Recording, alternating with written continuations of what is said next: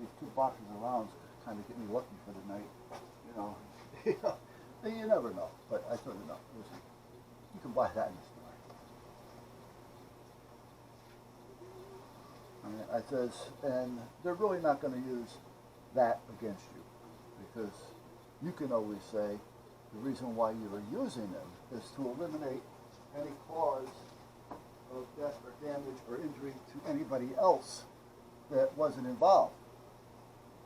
So by using that, you ensure that, you know, it wasn't going to go through anybody. You can always come up with reasons, just like they come up with reasons why you should have done it.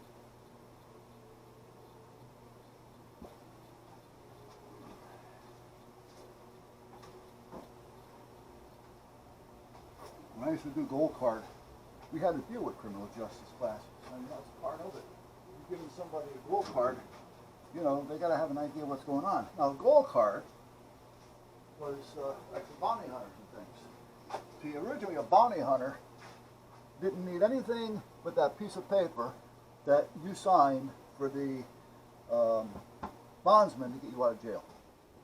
All right, you go there, I say, I'm going to get you out. I'm going to put up that money in bond, you know, either in property or assets.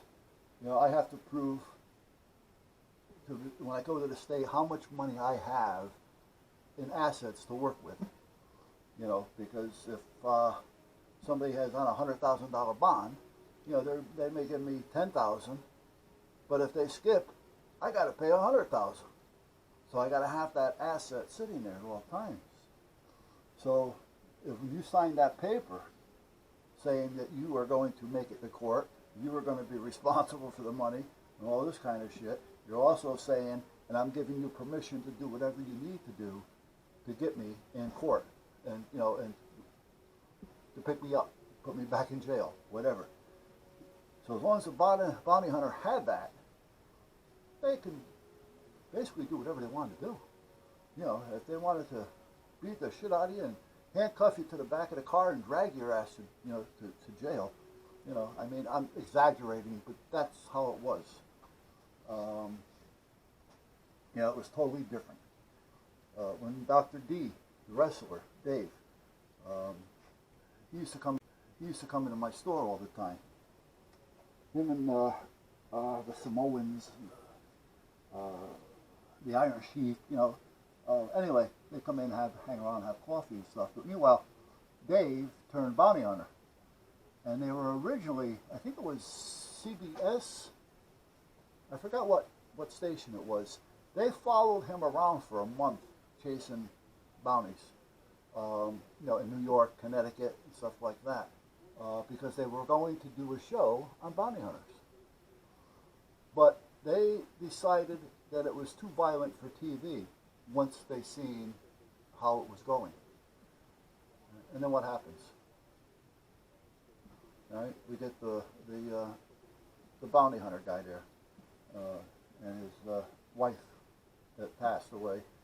But D started that, and they decided it was just too violent at the time. That was back in late 80s, early 90s. I used to have a videotape of it. I let somebody borrow it. It was a VHS, and I never got it back. And D, he's moved. He used to live right here in Bethany. He's moved back south, and I lost track of him. So then I heard he died, but I don't think he did. So we'll see what happens with that. But anyway, that's how bounty hunters used to be. The police department used to call Dave and say, Dave, I think one of your guys are in this house. Okay? Well, Dave knows just what they want. They want him to come down because he can kick the door in. You know, back then, you know, boom, are you in here? I'm looking, boom, I know you're in there, boom, and the next thing you know, the door's open. And now that the door is open, now the cops can legally enter because now there was a reason for it. The door was broke open, you know, you know, everybody's yelling and screaming, there's a disturbance. So now the cops can go into this house that they would normally have gotten a search warrant to do. Now they can go in there legally. Oh, there you are. Meaning the guy that they were looking for, not so much the guy that he was looking for. But you know, he was playing the game. You know, you had to, you know, scratch my back, I scratch yours type thing. But they changed that. So when they changed the bounty hunters to bail enforcement agents, then they had to start taking classes. They had to take, in Connecticut anyway, what they call a gold card class. And that is, for you to carry, legally, and but you now have laws that you have to abide by. You just can't kick that door in anymore unless you got real proof, or you've seen them or something. So now they went with that, and that's where the criminal justice comes in, because you have to know a little bit about the law now that you're kicking indoors, because now you have to abide by the laws, where before you really didn't have to. You had a little bit more of an open door, so to speak, but that all changed once they went to bail enforcement. And I feel that happened, again, this is just thought, that the law didn't like having somebody above them. And now that the bounty hunter, because he gets a writ, from the bail enforcement guy, because somebody's skipping on him, so away he goes. And he doesn't want to take forever. He wants to get over and done with, because he gets a commission. I've seen 10%, and I've seen 50%, I've seen 60%. Right? Sometimes if there's a big nut out there, and that bondsman is going to lose $400,000 or $500,000, he'd just soon give you 50% of it to get half of it back, which is better than nothing. So he would give 50%. Go out and get this guy. You get the guy, you just made half of 500,000. So what, for a couple days' work? Sometimes a little bit more, sometimes less. Yeah. So, but I've even seen it where a couple of the bondsmen here in Connecticut paid up to 60% on a bond, because then they say, "I want this mother. We're gonna get. I don't care what it costs me. I don't care if it costs me double what I paid. This guy's going to jail." And this is the way they get, because they get pissy. Here we are helping you, and you're screwing with me. Like, what are you going to do? You're dealing with these kind of people. That's why a lot of bondsmen don't want to do criminal stuff. They'll do drunk drivers, hit and runs, breach of peace, the baby crop stuff, because they know that this guy is going to show. And if he doesn't, we know right where he is. He's going to be home, mowing the lawn, playing ball with his kids. So a lot of them just deal with that. They don't make a lot of money at once, but they make it over time, because they're always busy with these little ones. Where some of the guys want all this big stuff, because they want to get that capital in there. You take a $100,000 bond, and you got to give this guy 10 grand. That's 10 grand. It's profit to him, because he's not paying anybody to do anything, as long as you make it to court. And a lot of them will even check up on you. I know one of them that was beating the door on that day, without you even knowing about it coming.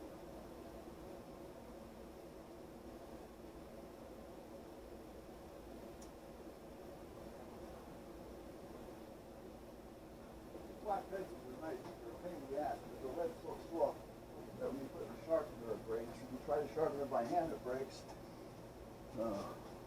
But I know a couple of well, I don't know if they're bondsmen or not anymore. They may be dead by now. They're old. But they would show up at your door, like in the wee early morning hours, because the best time to find people is when everybody thinks you're sleeping. That's when, so we're going to get there, like at 7 in the morning, because he was probably up all night, so he's going to be sleeping, during the day.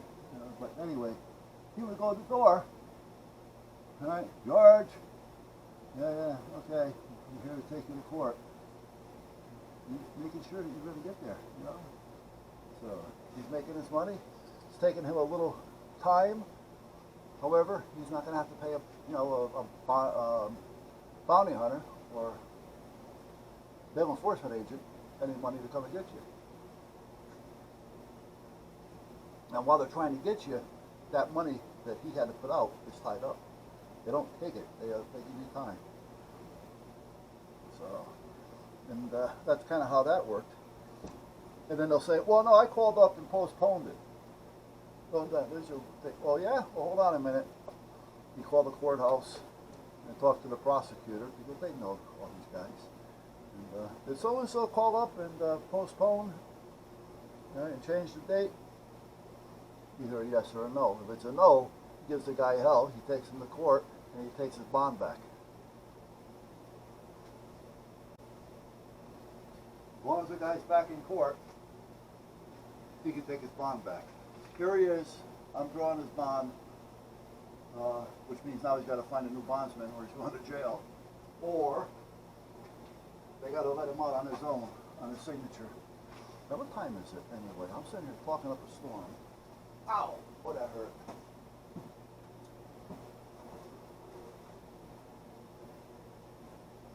Oh, it's only 2 o'clock. All right, I got some things I can get done outside. I don't know if I... Yeah, I guess I can change. I gotta change. I gotta get the guns out of the truck, too.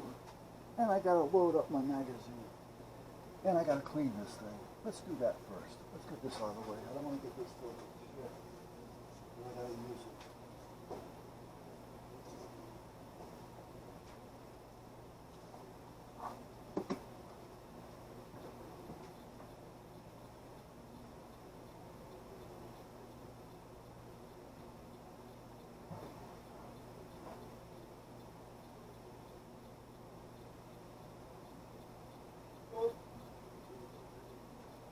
Can't clean it. Why can't I clean it, you say? Because I don't have any cleaner. Oh boy.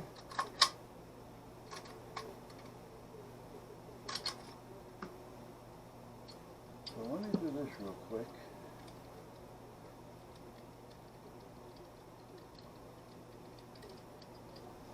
I mean, it's only got 11 rounds to it, but maybe not even 11. No, there's one in the magazine still.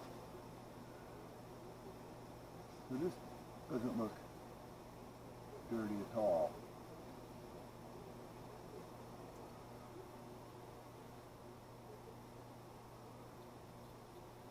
I do, however, want to... Oh, that's okay. Okay, let's see. How about this? I need a white, something white. This is a little dirty. Let me see.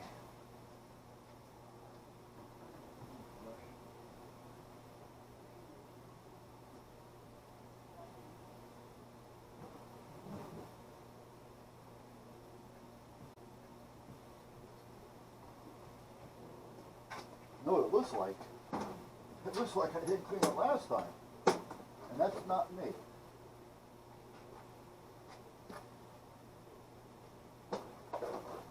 I'm off. And a brush. This is a 45. Oh, that's a 9mm brush. Will it work at all? Yeah, okay. Now, let me get a little of this over here. Let me see which one I want to use.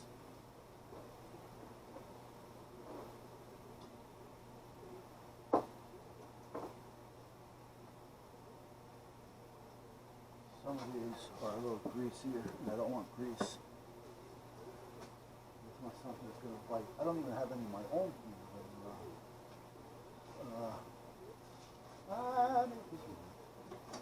Let's get an idea of what we have here. Oh, that'll work. Okay, what about this one? Now, that one will actually be better.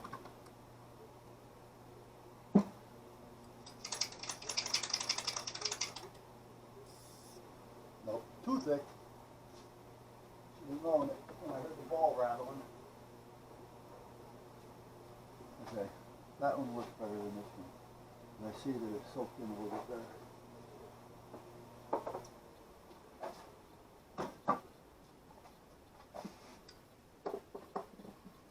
Put some on the mop first. Now, I normally wouldn't recommend doing this, but at this point, anything is better than nothing.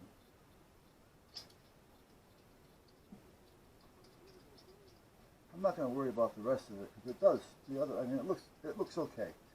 I got to order a cleaner. You know, the other day, I was working on George's guns. Remember, I had to Duracoat him and all that kind of shit. Yeah, well, he had a cleaner over here because his guns need to be cleaned as well. And you think maybe I should have just cleaned mine at the time, but no. I keep saying, I gotta order it, and I keep forgetting. Now, sometimes that's not a good idea. You like to follow through. But, nice. I like that. Yeah. You see the dirt that just came out of that?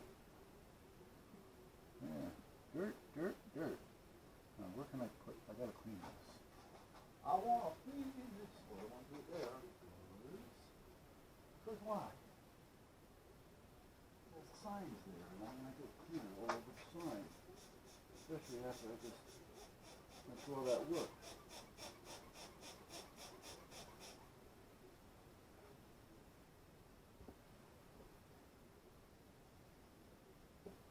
Gotta put some of this stuff in the pillowcase.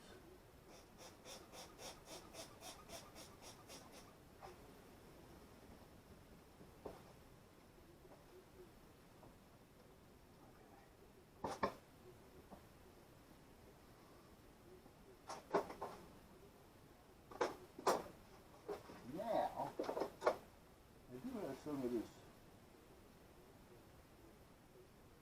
I don't think it is. I'm going to run a brush through that now, or something, just to kind of wipe it down. See if I can throw this in there.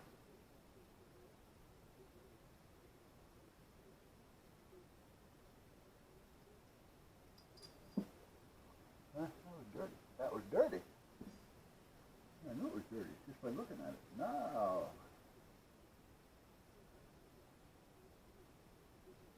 it's a chamber.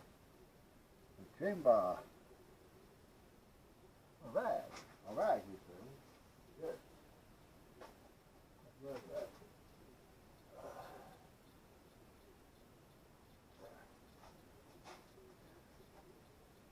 Yeah, that's good. That's going to be just fine until I get clean away.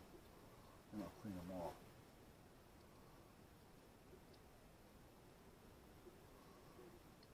I will.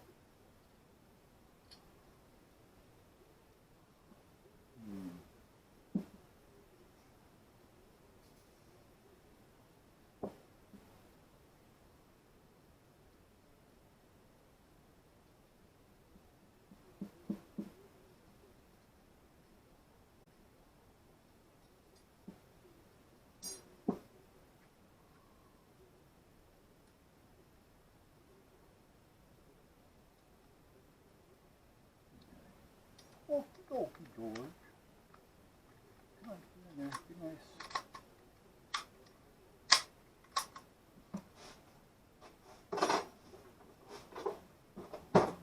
Alright, that'll work for now. At least I know.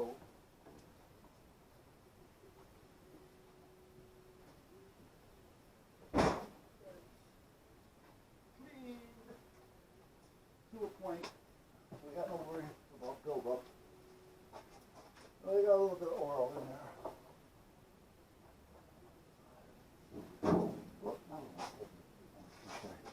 All right, so that. Oh, I forgot to put these away. These are handy, however, and they work. However, you can't just use that and think you cleaned your gun. Now, Tom had done that once, and he knew better, he just wasn't thinking. We went to the range one day with his AR-15, and Raccoon Club it was,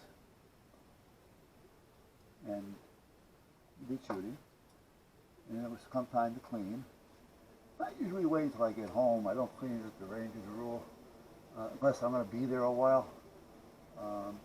Sometimes I will spray it, you know, with a little bit of a foam cleaner. It's a spray foam cleaner lubricant. I don't spray that in there to clean it, but I spray it in there to kind of just let things soften up a little bit until I do get home. Sometimes I'll do that when I come home after a long day at the class, and I got, you know, 6, 7 guns to clean. Sometimes I'll just break them down and spray them with a spray foam lubricant, and at that point I can leave them alone until the next day when I feel like cleaning them. But anyway, one day we're at the range and Tom says he's going to clean it, and all right, so I figure I'll just sit there and, you know, wipe mine down a little bit, do a little more shooting, and he pulls out one of these. What they are is just snakes, call them what you want. They make them for different calibers, and they got brushes woven into them. So when you pull them through the barrel, they brush it out and wipe it out at the same time. That's the theory behind it. And then you can pull it the other way, back and forth. They're good for rifles and stuff. And they have different calibers. You know, there's a shotgun. That's a 12 gauge. No, that's a 20 gauge. This is a 410. You know, but anyway, you get the picture. So anyway, he pulls the snake out. He sprays it with the gun cleaner, and he runs it back and forth a few times. And he says, "Okay, I'm all done." I said, "You're all done?" I said, "Yeah." He says, "I'm all clean. I don't like to clean them at home." I said, "What about the rest of it?" What are you talking about? I said, "You cleaned the barrel." I said, "But you still have the action and everything else in there you got to worry about. You know?" He goes, "What are you talking about?" No. So he had a can of spray cleaner there, so I take the rifle, I field strip it, spray it, and look at all that shit coming out of there. I said, "All that does is clean the barrel." I said, "But you still have all the other crap." Oh, shit. He knew this. He just wasn't thinking. All right, let's put this back in here. When I get in the house, I'll load it. That's if I can get it back in my holster. I don't care about getting it in as fast as it is getting it out. That's all I want to do. Okay. But anyway, now, what time was it? A little after 2. Let's go in there for a minute.